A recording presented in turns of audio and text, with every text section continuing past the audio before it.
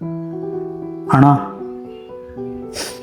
ಅಣ್ಣ ಹಾಂ, ಇವಾಗಿನ ಜೀವನದ ಜಂಜಾಟ ನೋಡ್ತಿದ್ರೆ ಬಾಲ್ಯನೇ ಚೆನ್ನಾಗಿತ್ತು ಅನ್ಸಲ್ವಣ್ಣ?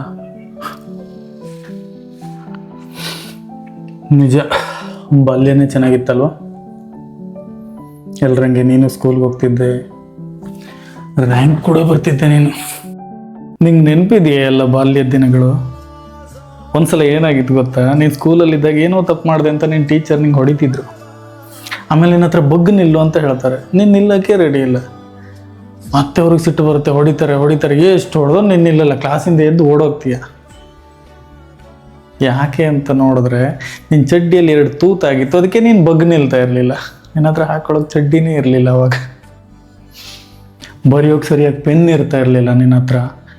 ಯಾರೋ ಕೊಟ್ಟಿದ್ದ ಪೇಜ್ಗಳನ್ನೆಲ್ಲ ಜೋಡಿಸ್ಕೊಂಡು ನೋಟ್ಬುಕ್ ಮಾಡ್ಕೋತಾ ಇದ್ದೆ. ಅದಾದಮೇಲೆ ಮನೆಗೆ ಬಂದರೆ, ಅದರಲ್ಲೂ ಮಳೆ ಬಿತ್ತು ಅಂದರೆ ರಾತ್ರಿಯಲ್ಲೇ ಯಾವ ಮೂಲೆಯಲ್ಲಿ ಮಲಗಿದ್ರೆ ಸೋರಲ್ಲಪ್ಪ, ಇಲ್ಲಿ ಮಲಗಲು ಅಲ್ಲಿ ಮಲಗಲು ಅಂತ ಜಾಗ ಹುಡುಕ್ತಿದ್ದೆ ಮಲಗೋಕ್ಕೆ. ಇವೆಲ್ಲ ನಿನ್ನ ಬಾಲ್ಯ. ಎಷ್ಟೋ ಸಲ ನೀನೇನು ಮಾಡ್ತಿದ್ದೆ ಹೇಳು? ಯಾರೋ ಪಕ್ಕದ ಮನೆ ಮಕ್ಕಳು ಪ್ಲೇಟಲ್ಲಿ ಏನೋ ಹಾಕೊಂಡು ತಿಂಡಿನ ತಿಂತಾ ಇದ್ರೆ ನೀನು ಹೋಗಿ ಬಾಯಿ ನೋಡ್ತಾ ನಿಂತ್ಕೊತಿದ್ದೆ ಅವ್ರ ಮುಂದೆ.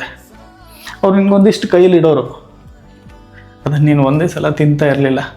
ನಿಧಾನಕ್ಕೆ ನೆಕ್ಕಿ ತಿಂತಿದ್ದೆ. ಎಲ್ಲಿ ಖಾಲಿಯಾಗಿ ಹೋಗ್ಬಿಡುತ್ತೆ, ಅವ್ರಿಗಿಂತ ಮೊದಲೇ ಖಾಲಿ ಆದರೆ ಮತ್ತೆ ಅವ್ರ ಬಾಯಿ ನೋಡ್ಬೇಕಾಗತ್ತಲ್ಲ ಅಂತ. ಅದಾದ್ಮೇಲೆ ಎಷ್ಟೋ ದಿನ ರಾತ್ರಿ ಪಕ್ಕದ ಮನೇಲಿ ಎಲ್ಲೋ ಒಂದು ಚಿಕನ್ ಸ್ಮೆಲ್ಲು, ಇನ್ನೇನೋ ಸ್ಮೆಲ್ ಬಂತು ಅಂದಾಗ ನೀನು ರಾತ್ರಿ ಎಲ್ಲ ಅವ್ರು ಎಲ್ಲಿ ಕರೆದು ಬಿಡ್ತಾರೋ, ಕರೆದು ಸ್ವಲ್ಪ ಊಟಕ್ಕೆ ಹಾಕ್ತಾರೋ ಅಂತ ನೀನು ರಾತ್ರಿ ಎಲ್ಲ ನಿದ್ದೆ ಮಾಡ್ತಾ ಇರಲಿಲ್ಲ. ಇವಾಗ ಕರಿಬೋದು ಅಂತ. ಆಮೇಲೆ ಹಸ್ಕೊಂಡೆ ನಿದ್ರೆ ಮಾಡಿಬಿಡ್ತಿದ್ದೆ. ಇವೆಲ್ಲ ಬಾಲ್ಯ. ಯಾರು ಹೇಳ್ತಾರೆ, ಫಿಲ್ಮಲ್ಲಿ ಹೇಳ್ತಾರೆ, ಇನ್ಯಾರು ಹೇಳ್ತಾರೆ ಬಾಲ್ಯನೇ ಚೆನ್ನಾಗಿತ್ತು ಅಂತ ಹೇಳ್ತಾರೆ ಅಂತ. ನೀನು ಕೂಡ ಹೇಳೋದ? ಬಾಲ್ಯ ಎಲ್ರಿಗೂ ಒಂದೇ ಥರ ಇರಲ್ಲ. ಒಂದ್ಸಲ ಹಿಂತಿರುಗಿ ನೋಡಿದ್ರೆ ಕೆಲವೊಬ್ಬರಿಗೆ ಬಾಲ್ಯ ಅಂದ್ರೇ ನಡ್ಕ ಹುಟ್ಟುತ್ತೆ, ಆದರೆ ಜೀವನಕ್ಕೆ ಮತ್ತೆ ಹೋಗ್ಬೇಕಾ ಅಂತ.